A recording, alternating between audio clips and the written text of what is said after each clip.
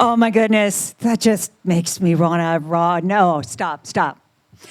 We'll get a grant. I don't know.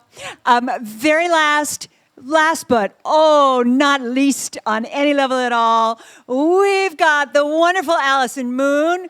Looks like she's gonna teach us all how to have better sex with girls. Let's do it.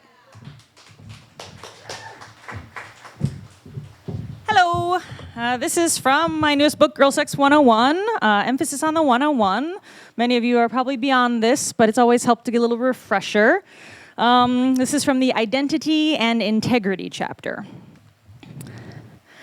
I'm talking about a little truth in packaging here. To be perfectly frank, you don't quite look like yourself. And if you walk around looking like somebody other than who you are, you could end up getting the wrong job, the wrong friends, who knows what all. You could end up with somebody else's life. This is one of my favorite quotes from one of my favorite books, Michael Cunningham's A Home at the End of the World.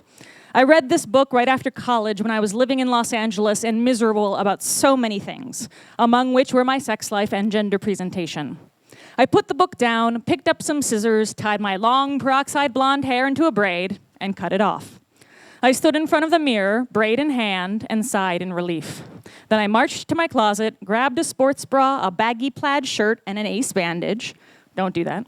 I bound my breasts, tucked a sock into my underwear, put on baggy clothes, and went for a walk down Sunset Boulevard. I don't remember if anyone stared. I didn't care. I walked with a wide, long stride and felt invincible. That's different. Since that night, I refuse to listen to anyone who tries to tell me how I should look. I've worn my hair any way I felt, got the tattoos I wanted, wore clothes that made me feel sexy and strong, whether femme or butch or both or neither. Making those choices changed my life. Some people think these things are shallow. I think they're essential. We present ourselves to the world every day, both in real life and online, and people respond to us based on those presentations. So if you have the wrong haircut, clothes, friends, job, and so on, you may indeed end up living a life you did not choose for yourself. Why not make small changes to be as you as possible? Like masturbation, the best way to figure out what you like is by trying a bunch of different things. Step 1, self-exploration.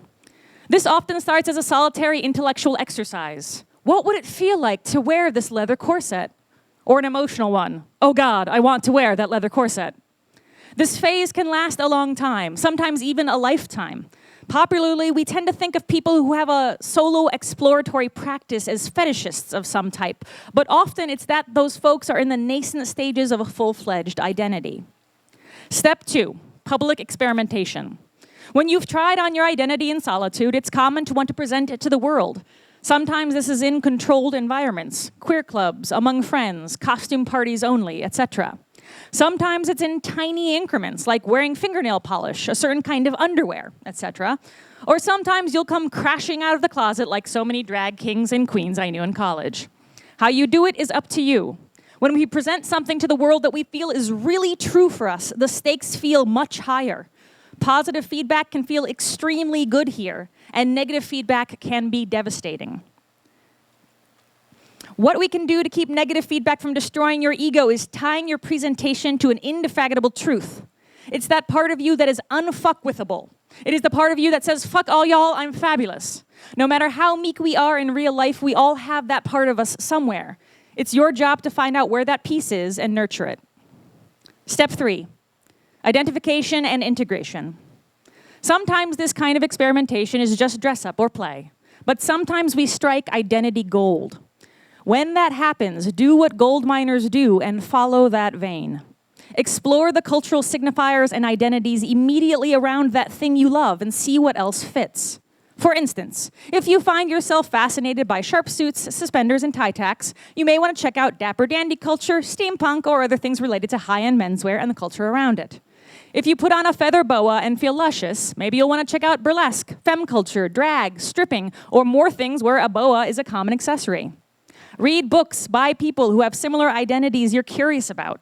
Hang out with other folks who are into what you're into. Find or build chat rooms for people who like what you like. Find events that cater to your kind of thing. Drag culture has this in spades, so does trans culture. Femmes are finding their collective voices, and butches are having some intense conversations about masculinity, identity, family, and fashion. Find your people and make friends. Step 4, No, all of this can and will change. When people discover something that really speaks to them, most tend to cling to it hard. We can feel threatened if people question it, or offended if people don't understand it. We can insist that this is the real me and it always has been and always will be forever and ever and ever. And maybe it will be, but maybe it won't. There are people who vacillate from straight to gay and back their whole life without ever considering that they might be bi or pan. Some people, when they realize their transness, will go full tilt to the other end of the gender spectrum without stopping to think, what kind of woman, man, or person do I want to be? The sad fact is, many people treat themselves worse than the world ever will. You have to give yourself permission to keep exploring, even if something new enters your life that feels contradictory to everything else you've been before. That's life, and it's great, if you give yourself permission to believe it's so. And now I'll leave you with another quote from A Home at the End of the World. I was not ladylike, nor was I manly. I was something else altogether. There were so many different ways to be beautiful. Thank you.